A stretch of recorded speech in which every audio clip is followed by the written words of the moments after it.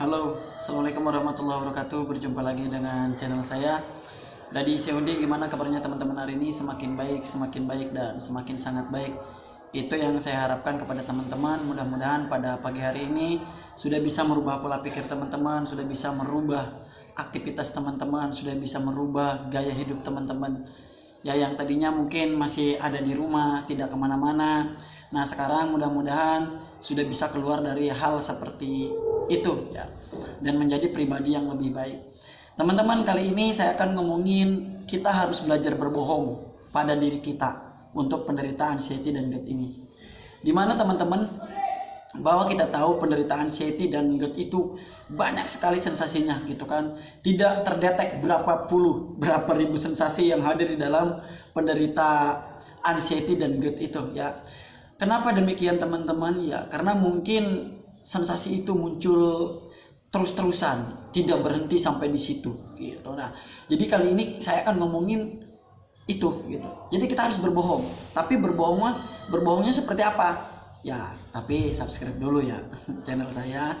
Kemudian yang sudah subscribe, saya ucapkan terima kasih ya. Nanti apabila subscriber saya sudah sampai 10.000, saya akan bagikan kaos itu untuk teman-teman ya, seperti itu. Ya, karena saya lagi ngumpulin dananya dulu teman-teman ya, buat nanti kaos saya itu bisa dipublikkan atau dikasih kepada para yang sudah WA di saya gitu. Nah teman-teman, mohon maaf ini jidat saya ini agak sedikit merah ya. Kemarin saya habis diserot karena kepala saya ini sakit banget gitu kan. Kemudian punggung saya juga sakit. Karena efek begadang saya. Seminggu itu saya sampai jam 3 gitu tidurnya, karena banyak kerjaan yang harus dijalani gitu. Biasa yang kayak gini tuh orang kampung ya. Kampung saya itu kalau sakit kepala pakai bola bisbol itu dibelah, bola bisbolnya kemudian diserot begini. Enak banget itu, ringan nantinya ya. Tapi efeknya ya gini, jidatnya agak merah gitu. Pokoknya udah sampai hitam gitu. Kayak semacam bekam ya, tapi bukan pakai gelas gitu. Nah, teman-teman, jadi apa sih yang perlu kita bohongi terhadap diri kita? Nah, yang pertama, ini universal aja kita berbicara berbohong itu. Mungkin kita harus berbohong dengan sensasi. Karena apa?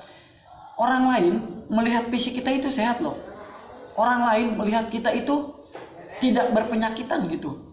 Padahal kita tahu orang anxiety itu rasanya luar biasa sekali di dalam tubuhnya.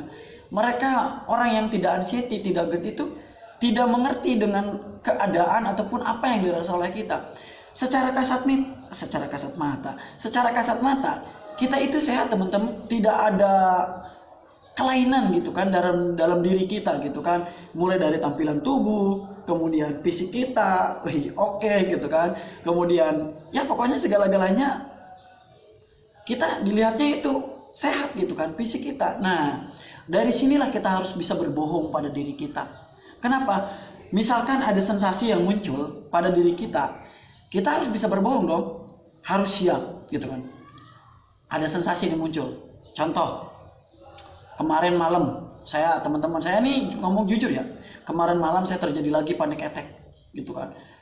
Bagaimana rasanya ya? Seperti itu gitu. Saya berkeringat dingin, dada ser-seran, deg-degan. Ya udah, saya lari tuh, teriak-teriak gitu kan. Kemudian apalah, itu belajar berbohong, memanipulasi diri kita supaya kita tidak terbebas dari hal seperti itu. Jadi ketika mereka datang, ketika si panik, si sensasi datang gitu, kita harus berbohong, memanipulasi diri kita ya, supaya kita apa? Supaya kita menjadi lebih sehat, supaya kita menjadi melupakan sensasi itu gitu kan. Nah, memang agak sedikit iseng saya juga dulu ketika memang kok kata saya kenapa gitu kan, saya nggak sembuh-sembuh gitu dengan penyakit ini gitu kan. Kenapa? Akhirnya saya berbohong. Saya bekerja seperti biasa, saya main bola seperti biasa, saya main voli seperti biasa, kemudian saya main badminton seperti biasa. Padahal saya itu sedang membohongi diri saya gitu kan. Saya seolah-olah kuat gitu kan, ternyata hatinya rapuh. Itu mungkin orang yang sedang putus gitu kan dari percintaan. Nah, itu saya pun mengalami gitu. Jadi saya itu berbohong. Saya ke sekolah setiap hari, saya bekerja setiap hari. Padahal saya itu sedang berbohong. rasanya itu teman-teman luar biasa gitu kan dalam diri saya. Ternyata semakin saya berbohong sama sensasi itu, semakin kita menuju kesembuhan. Ya, saya sangat berbohong sekali. Ya, contoh kecil lagi. Saya ke sekolah. Pertama kali itu saya merasakan ke sekolah. Saya pengen cepat pulang itu. Udah jam 9, udah rasanya ke tempat kerja itu. Udah was-was, udah panik. Jadi gurung-gusu gitu kan. Jadi kita nggak tahu apa yang kita perbuat gitu karena mental kita itu benar-benar diuji. Nah, setelah itu saya bohongin. Saya kuat-kuatin dah kata saya. Saya api-api kuatin, Saya pura-pura kuat-kuat gitu kan. Saya pura-pura nggak ada apa-apa. Saya pura-pura tidak terjadi apa-apa. It's okay gitu kan. Ini biasa gitu. Itu saya berbohong sama sensasi itu, berbohong pada diri saya sendiri supaya apa? Supaya lebih kuat teman-teman. Ya, ini mungkin agak sedikit sulit kalau kita berbicara harus seperti itu. Kenapa? Sensasinya memang nyata teman terasa ya. Jadi saya ini sakit pinggang di sini, nyata banget, deg-degan nyata banget, kemudian jantung, kemudian dada kiri kanan sakit nyata banget, kerasa banget gitu kan sama kita. Tapi kita harus bisa berbohong dengan seperti itu semua. Kita harus pandai memanipulasi diri kita.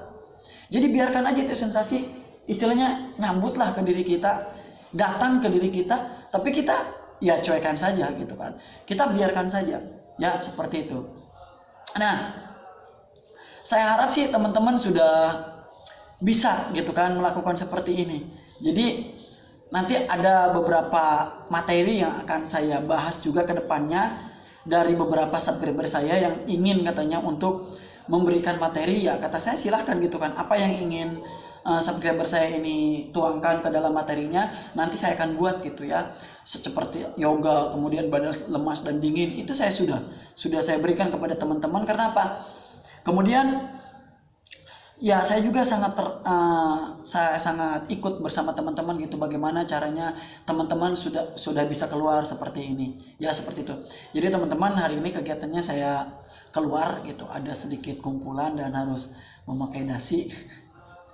Ya saya pun memakai dasi dan jas juga. Ya memang saya sudah foto gitu kan ke beberapa teman bahwa ada yang minta foto rumah saya fotokan, itu keadaan rumah saya gitu. Jadi saya itu sebetulnya orang yang tidak punya teman-temannya, orang yang tidak punya, tapi saya itu bergabung memang di lingkungan orang-orang yang sedikit agak elegan gitu kan. Jadi saya pun harus bisa membelah diri gitu kan. Satu sisi memang saya dengan ketidakpunyaan saya, satu sisi saya pun harus dengan orang-orang yang seperti itu. Jadi kalau misalkan berbicara kok rumahnya jelek katanya gitu kan, kemudian tapi tampilannya kok beda gitu kan, ya itu saya pun mau gimana lagi ya, keadaan saya seperti itu teman-teman. Jadi saya pun gak mau membohongi diri saya itu orang yang tidak mampu sebetulnya, sama mungkin dengan orang-orang yang tidak mampu seperti saya gitu kan.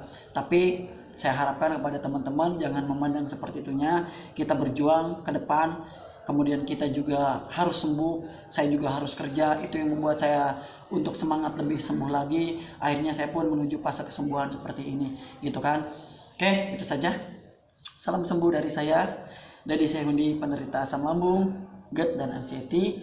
Wabillahi taufiq wal hidayah. Assalamualaikum warahmatullahi wabarakatuh.